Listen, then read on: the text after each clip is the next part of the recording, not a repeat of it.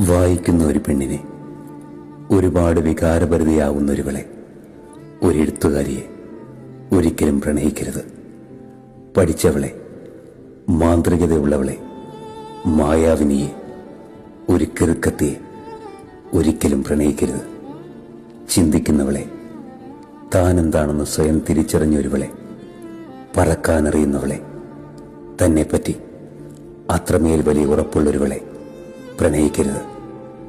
പ്രണയിക്കുമ്പോൾ ചിരിക്കുകയും ഇടയിൽ കരയുകയും ചെയ്യുന്നവളോട്, സ്വന്തം ആത്മാവിനെ തന്നെ ശരീരമാക്കി മാറ്റാൻ കഴിവുള്ളവളോട്, കവിതയെ സ്നേഹിക്കുന്നൊരുവളോട്, ഒരു ചിത്രം എഴുതുവാൻ വേണ്ടി അതിൽ മുഴുകി ആനന്ദിക്കുന്നവളോട്, സംഗീതമില്ലാതെ ജീവിക്കാനാവില്ലെന്ന് വിചാരിക്കുന്നൊരുവളോട് ഒരിക്കലും പ്രണയത്തിലാവരുത്.